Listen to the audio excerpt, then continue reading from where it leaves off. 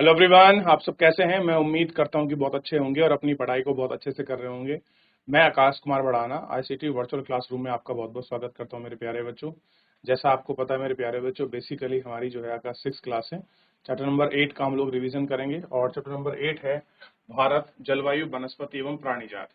इस चैप्टर को जो है हम आपका देख रहे हैं और इसी में हम आपका बात कर रहे हैं, ठीक है ना। और जलवायु, वनस्पति और प्राणी जात के विषय में हम लोग एक एक करके गौर करके बहुत अच्छे से हम लोग इसमें आपका सारी चीजों को आपका देखने वाले हैं। तो सबसे पहले आपको पता होना चाहिए, हम इसमें क्लाइमेट की बात करेंगे, हम इसमें वेजिटेशन की बात करेंगे, जो हमारे वाइल्ड लाइफ सेंचुरीज हैं, जो हमारे वन्य प्राणी हैं, हम उनकी भी आपके इसमें बात करेंगे। आप मौसम के बारे में प्रतिदिन समाचार पत्रों में पढ़ते हैं तथा टेलीविजन पर देखते हैं अथवा दूसरों को इस संबंध में बताते हुए सुना होगा कि मौसम वायुमंडल में प्रतिदिन होने वाला परिवर्तन है।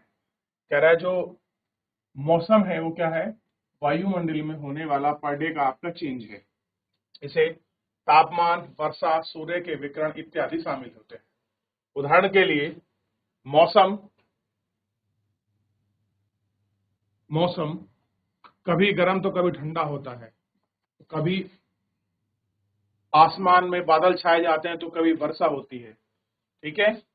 और आपने ध्यान दिया होगा जब बहुत दिनों तक मौसम गर्म रहता है तब आपको उनके वस्त्रों की आवश्यकता पड़ती है।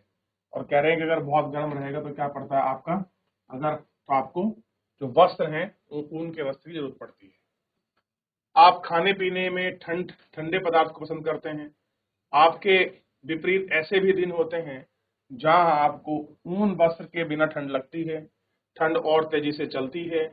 दिन में आपको गर्म चीजें खाने पसंद करते हैं और कह रहे हैं दिन में जो है आपको गर्म चीजें जो है खाना पसंद करते हैं। अगर गर्मी है तो आप क्या करेंगे, गर्मी के मौसम में कुछ चीजें होंगी जो, देखिए, ठंडी में गर्म चीजें और गर्म में ठंडी चीजें खाना पसंद करते हैं, ठीक। अब देखिए ऋतुओं के विषय में थोड़ा समझ लीजिए। ऋतु में क्या है, दिसंबर से फरवरी तक आपका क्या है, ठंड का मौसम है। मार्च से मई तक गर्म का मौसम है। और जून से जो आपका सितंबर है इसमें दक्षिण पश्चिमी मानसून का मौसम है, ये आपकी वर्षा करता है। और अक्टूबर और नवंबर का जो मानसून है उसे लौटता हुआ मानसून यानी कि रिट्रीट मानसून कहते हैं। ये आपको पता होना चाहिए। तो कौन कौन से मानसून हैं, कौन कौन सी ऋतुआं हैं, इन्हें सामान्य तौर पर आप लोग एक बार नोट कर लीजिए। हमारे पास ये आम ऋतुआं हैं, ठीक है। इनके सबकी टाइम पीरियड, इनकी सामग्री थोड़ा सा एक बार आप लिख लीजिए।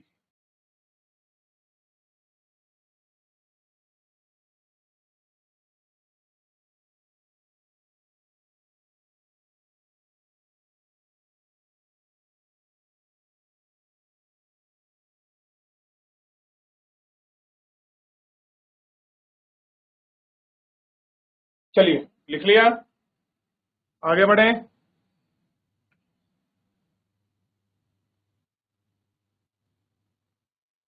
शीत ऋतु,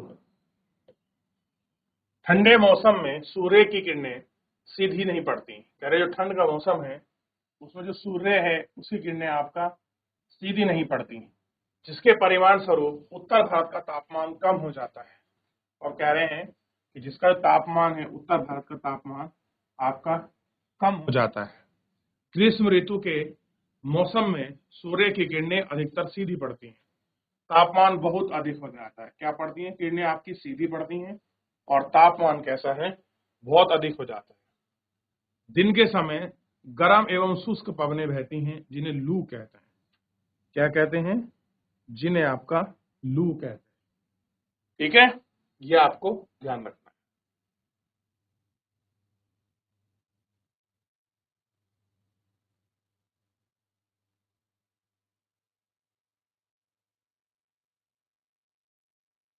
दक्षिणी पश्चिमी मानसून यानी कि वर्षा का मौसम, ये हमको देखो। यह मानसून आने वाले तथा आगे बढ़ने वाले का मौसम है। इस समय में पवन बंगाल की खाड़ी तथा अरब सागर से स्थल की ओर बढ़ती है। वे अपने साथ नमी ले आती है। कैसी है, वे अपने साथ नमी ले आती है।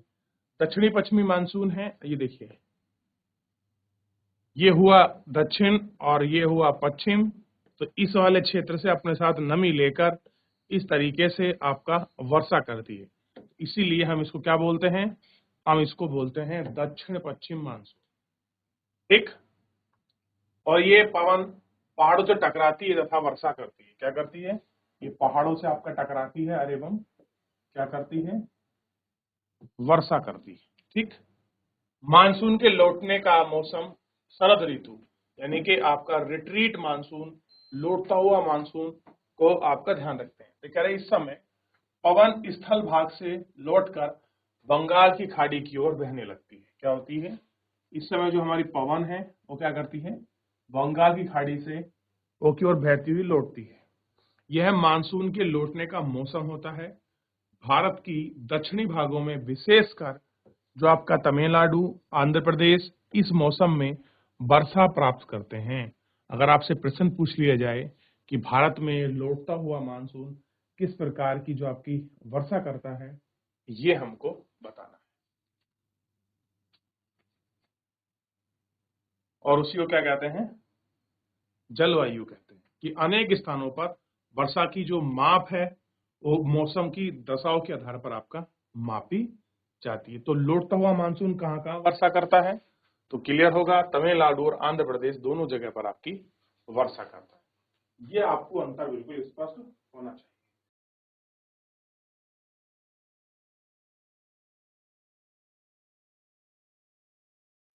देख लिया, आगे देखिए। भारत की जलवायु को मोटे तौर पर मानसूनी जलवायु कहा जाता है। मानसूनी शब्द अरबी भाषा के मौसम से लिया गया है, जिसका अर्थ होता है मौसम। मौसम से लिया गया, इसका अर्थ क्या होता है, मौसम।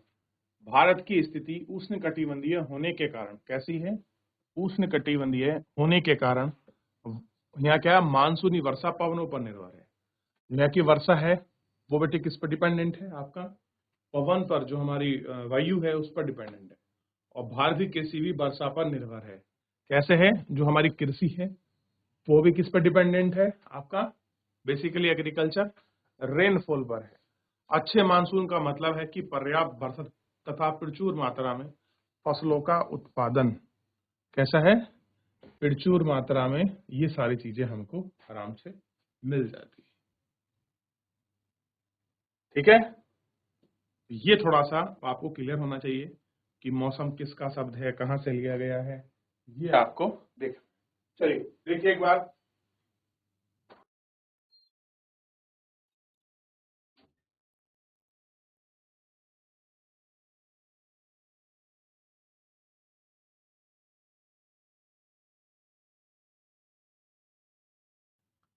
देख लिया। कह रहे हैं किसी स्थान पर जलवायु और उसकी स्थिति, ऊंचाई, समुद्र से दूरी, उच्चावच पर निर्भर करती है। कह रहे हैं कि अगर कोई स्थान है उसकी जो आपकी जलवायु है, जलवायु की स्थिति, ऊंचाई और समुद्र से दूरी जो है वो डिपेंड करती है कि भारत में जलवायु में आपका क्षेत्रीय विभिन्नता का अनुभव कैसा है।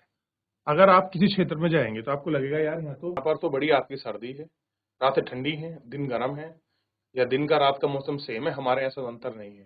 तो कह रहे ये जो कारण होता है ना, एक तो स्थिति की वजह से, किस लैटिट्यूड में स्थित है, लॉन्गिट्यूड में, उसकी हाइट क्या है, और तीसरा समुद्र से दूरी क्या है। ये तीन बहुत बड़े जो फैक्टर हैं ये आपका रोल प्ले करते हैं। क्या करते हैं, ये बहुत बड़ा आपका रोल प्ले करते हैं। ठीक है, और यही बताते हैं कि क्या कुछ है।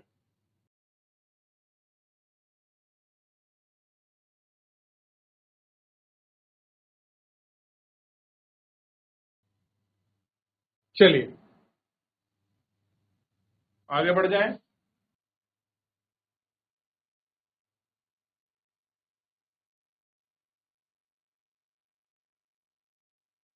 राजस्थान के मरुस्थल में स्थित जैसल बीकानेर बहुत गर्म स्थान है। लद्दाख का त्रास एवं कारगिल बर्फीला ठंडा पड़ा है। तटीय क्षेत्र मुंबई एवं कोलकाता में जलवायु मध्यम है, न ठंडा है न गर्म है, मीडियम है। वे ना तो अधिक गर्म है ना ही अधिक ठंडे हैं। समुद्र के तट पर होने के कारण स्थान बहुत अधिक आर्द्र होते हैं, ह्यूमिडिट, यानी कि जो यहाँ की हवा है, एयर है, उसमें जलवाष्प की मात्रा अधिक होती है तो उसको हम क्या कहते हैं, ह्यूमिडिटी कहते हैं। विश्व में सबसे अधिक वर्षा मेघालय में स्थित मौसीराम में होती है। जब किसी वर्ष राजस्थान के जैसलमेर में वर्षा नहीं होती है, करेंगी कभी कभी क्या होता है, किसी पर राजस्थान का जो क्षेत्र है उसमें क्या नहीं होती है, आपकी जो वर्षा है वो आपका जो है केवल नहीं होती है। तो बहुत बार ऐसे रीजन होते हैं कि आपकी जो वर्षा है वो आपकी होती ही नहीं है। कहां पर, इधर। तो ये थोड़ा सा हमको ध्यान रखना है।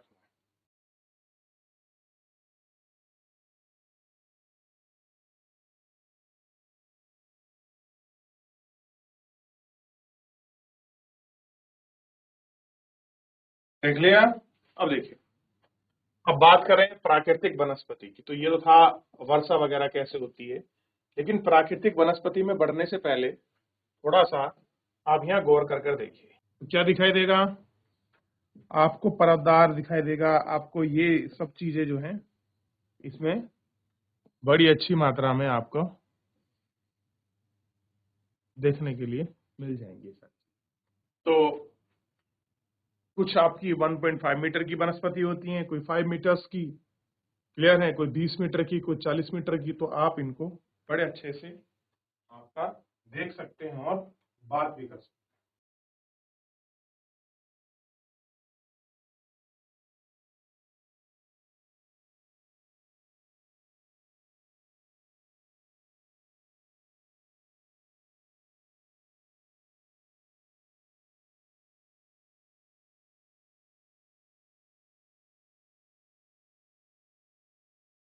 देख लिया।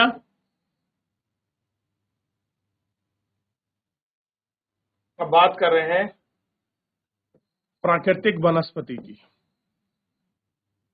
हमने चारों तरफ विभिन्न प्रकार के पादप जीवन देखे हैं। हरे घास वाले मैदान, खेलना कितना अच्छा लगता है, कह रहे जो घास के हरे भरे मैदान है उनमें खेलना जो है कितना अच्छा लगता है। और झाड़ी कहते हैं, जैसे कैक्टस, फूल यानी इत्यादि पौधे। इसके अतिरिक्त बहुत लंबे समय के जो आपके वृक्ष हैं उनमें से बहुत सी शाखा और पत्तियां, जैसे नीम, आम, और कुछ ऐसे वृक्ष होते हैं जिनकी पत्तियां बहुत कम होती हैं। नारियल, घास, पौधे बिना मनुष्य की सहायता के उपजे प्राकृतिक वनस्पति कहलाते हैं। अगर कोई चीज बिना किसी मनुष्य की सहायता के उगी है, चाहे घास हो, झाड़ी हो, आपके पौधे हों, ये सारी चीजों को हमको इनमें देखना है और उपज है, और ये आपका क्या कहलाते हैं, प्राकृतिक वनस्पति कहा जाता है। क्या कहते हैं इन्हें, प्राकृतिक आपकी वनस्पति है वो कहा जाता है। क्या आप कभी यह नहीं सोचते हैं कि एक दूसरे से ये किस प्रकार के भिन्न है? क्या कभी आपने सोचा है ये कैसे एक दूसरे से किस प्रकार भिन्न है? अलग अलग जलवायु में अलग अलग प्रकार की वनस्पति पाई जाती है।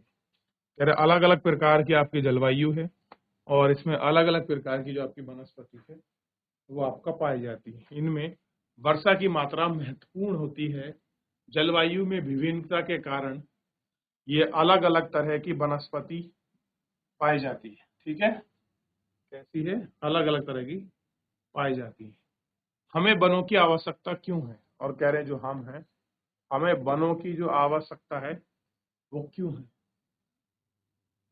बताइए क्यों है हमें वनों की आवश्यकता।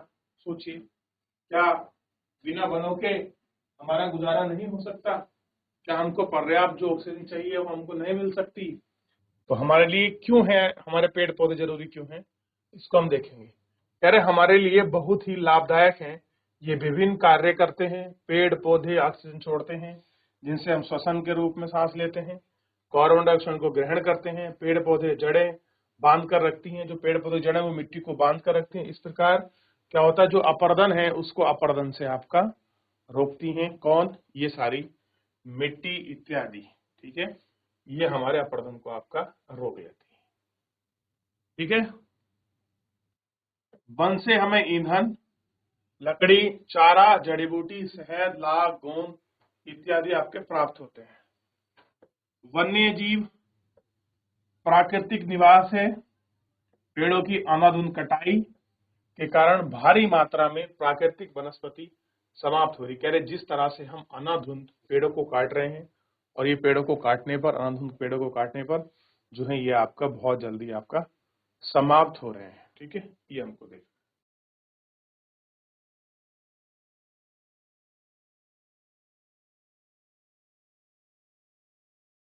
लिया। अब जो हम पेड़ों की अनाधुंध कटाई कर रहे हैं उससे क्या हो रहा है कि जो हमारी नेचुरल वेजिटेशन है वो समाप्त होती जा रही है, और हमें अत्यधिक पौधे लगाने चाहिए। जो पेड़ बचे हैं उनकी हमें रक्षा करनी चाहिए। लोगों को पेड़ के महत्व के बारे में बताना चाहिए। हम कुछ खास आयोजन जैसे वनो महोत्सव लगाकर अधिक से अधिक वन लगाने का प्रयास करना चाहिए। लोगों को आपका वनों का बढ़ावा देना चाहिए। इन सारी चीजों को क्या है हमें इसमें देखना चाहिए, और हमें इस पर आपका बात भी करनी चाहिए। ठीक है, ये आपका ध्यान रखिए। दवाई, आश्रय, चारा, खेल, फर्नीचर आदि की ये सारी चीजें क्या है हमें कहाँ से मिलती हैं? ये हमें सब आपका एक जो पेड़ है उसी से प्राप्त होती है। इसी पेड़ से हमें शहद, फल, गोंद, वन्य पैकेजिंग निर्माण, इमारती लकड़ी, रबड़, यानी कि एक पेड़ और ऑक्सीजन, कितने पेड़ जो आप कितने ऐसे आपके परागण वाले छोटे छोटे सूक्ष्म जीव हैं जो क्या करते हैं, इनका भी जीवन चर्या इसी से जुड़ा होता है। तो एक पौधे को नष्ट करने, एक पेड़ को नष्ट करने से कितनी बड़ी बायोलॉजिकल डाइवर्सिटी का ह्रास होता है, आप इसका अंदाजा भी नहीं लगा सकते। कि अगर हम कोई आपका इस तरीके से कुछ होता है तो हम उसका जो है अंदाजा भी आपका नहीं लगा सकते।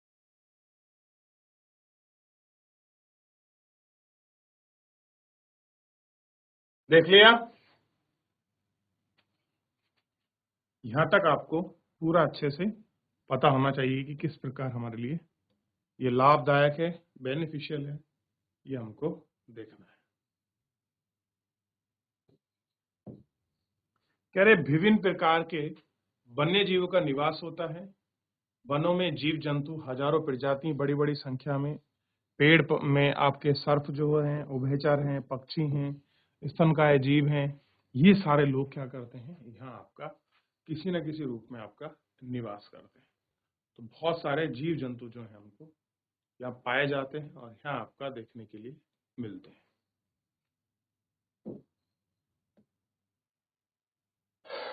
बाघ हमारा राष्ट्रीय पशु है। यह देश के विभिन्न भागों में पाया जाता है। गुजरात के जो आपके गिरनार वन एशियाई शेरों का निवास है।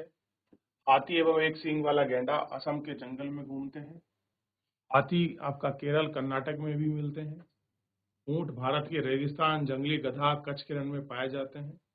जंगली आपका बकरी, हिम तेंदुआ, भालू इत्यादि क्या मिलते हैं, इन क्षेत्रों में पाए जाते हैं। इनके अतिरिक्त बहुत ही कम जानवर, बंदर, सियार, भेड़िया, नीलगाय, चीता इत्यादि हमारे पास पाए जाते हैं। ठीक है, भारत में वनस्पति भी ऐसी प्रचुरता है कि मोर हमारा, मतलब पक्षियों की ऐसी प्रचुरता है कि मोर हमारा राष्ट्रीय पक्षी है।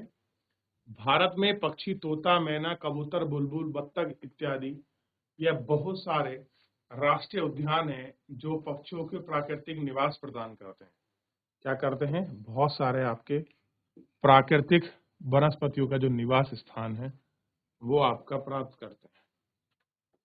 ठीक है, क्या आपने क्षेत्र में पाए जाने वाले, अब क्या कह रहे हैं, 5 पक्षियों के नाम बता सकते हैं? भारत में सर्पों की सैकड़ों प्रजाति पाई जाती है। इनमें कोबरा, पैरट प्रमुख है। कह रहे हैं ये बहुत सारे पौधे हैं वो आपके इसमें प्रमुख है।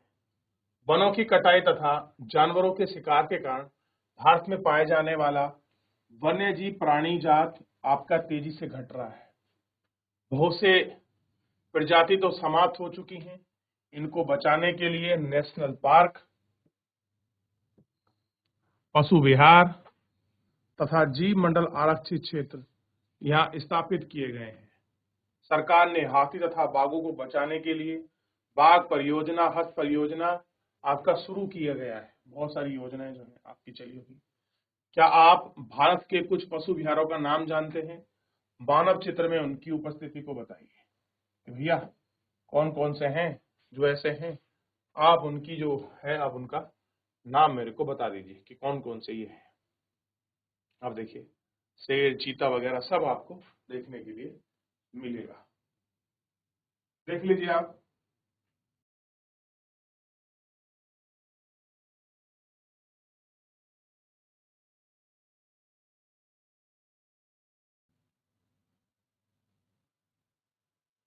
अब कह रहे हैं कि आप देखते होंगे बहुत सारी न्यूज जो हैं अखबार में छपती है कि वन्य जीव के संरक्षण के लिए अपना हाथ बटा सकते हैं। आप जानवरों के शरीर, अंग जैसी जुड़ी हड्डी इत्यादि को पदार्थों को खरीदने से इनकार कर सकते हैं। हम वर्ष में अक्टूबर के पहले सप्ताह में वन्य जीव आपका सप्ताह के रूप में मनाते हैं, ठीक, ताकि आपका वन्यजीव निवासी को संरक्षण आपका प्रदान कर सकें और लोगों में उनके प्रति जो है जागरूकता ला सकें। तो ये सारी चीजें हैं जो फिलहाल हमने इस लेक्चर में देखी, और आज के लिए इतना ही।